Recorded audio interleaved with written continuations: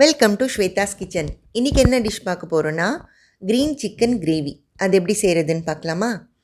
ஒரு அகலமான கடாயில் 4 டேபிள் ஸ்பூன் எண்ணெய் ஊற்றிக்கலாம்.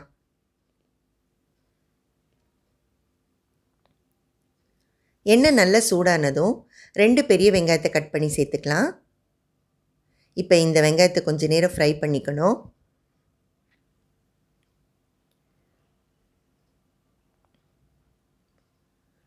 ரொம்ப ப்ரௌனாக ஃப்ரை பண்ண தேவையில்ல.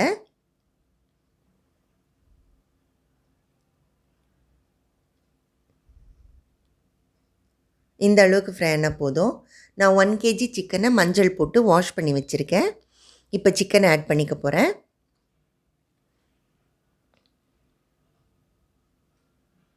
இதை ஒரு வாட்டி மிக்ஸ் பண்ணி விட்டுடலாம்.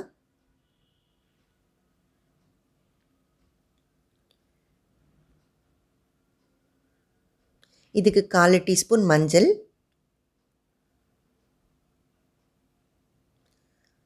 1 டீஸ்பூன் உப்பு சேர்த்து நல்லா ஃப்ரை பண்ணிக்கலாம்.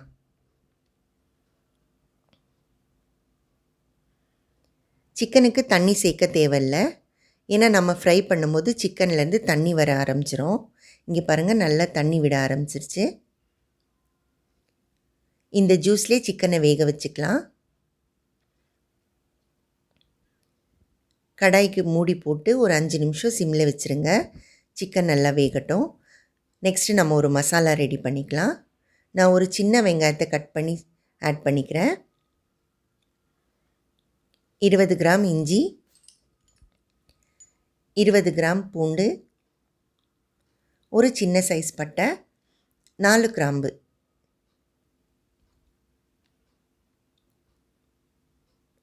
ஒரு டீஸ்பூன் மிளகு,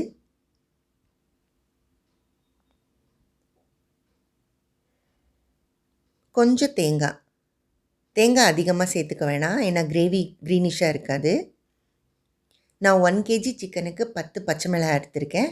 உங்களுக்கு காரம் கம்மியாக வேணும்னா பச்சை மிளகாயும் மிளகும் கம்மி பண்ணிக்கோங்க. ஒரு கைப்பிடி புதினா,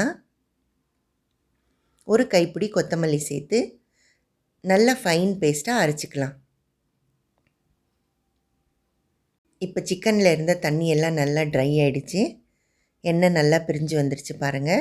இந்த ஸ்டேஜில் 1 table spoon kasuri methi add பண்ணிக்கணும். அந்த எண்ணெயோடு சேர்த்து கொஞ்சம் நல்லா ஃப்ரை பண்ணிக்கலாம். அந்த எண்ணெயோடு சேர்த்து ஃப்ரை பண்ணும்போது ஃப்ளேவர் நல்லாயிருக்கும். இப்போ ஒரு சின்ன தக்காளி கட் பண்ணி சேர்த்துக்கலாம். நீங்கள் பெரிய தக்காளினா அதில் ஆஃப் போட்டால் போதும். தக்காளி அதிகமாக போடக்கூடாது, நல்லா இருக்காது. தக்காளி சேர்த்து கொஞ்சம் நேரம் ஃப்ரை பண்ணணும். தக்காளி கொஞ்சம் வெந்து வரணும்.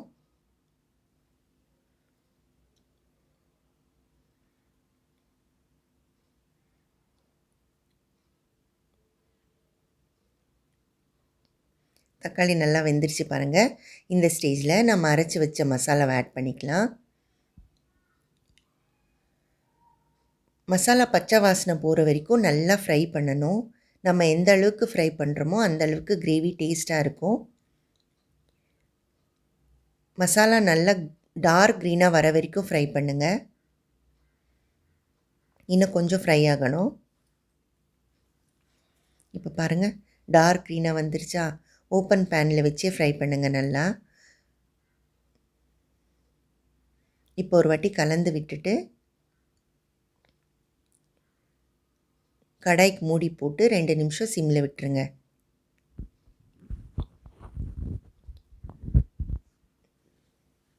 இந்த கிரேவியை ஒரு வாட்டி ட்ரை பண்ணி பாருங்கள். கண்டிப்பாக உங்களுக்கு ரொம்ப பிடிக்கும்.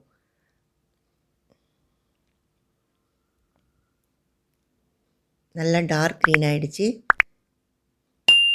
எண்ணெய் நல்லா பிரிஞ்சு வந்துடுச்சு. இப்போ நம்ம இந்த டிஷ்ஷுக்கு தேவையான தண்ணி சேர்த்துக்கலாம். நான் இன்னும் கொஞ்சம் தண்ணி ஆட் பண்ணிக்க போகிறேன். உங்களுக்கு கிரேவி எந்த அளவுக்கு திக்னஸ் வேணுமோ அந்த அளவுக்கு தண்ணி சேர்த்துக்கோங்க. இப்போது 2-3 நிமிஷம் கொதிச்சா போதும்.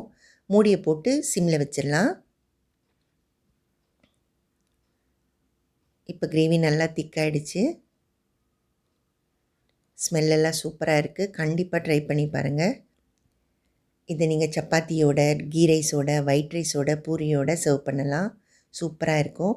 இந்த வீடியோ பிடிச்சிருந்தனா லைக் பண்ணுங்கள், ஷேர் பண்ணுங்கள், சப்ஸ்கிரைப் பண்ணுங்கள். Thank you so much.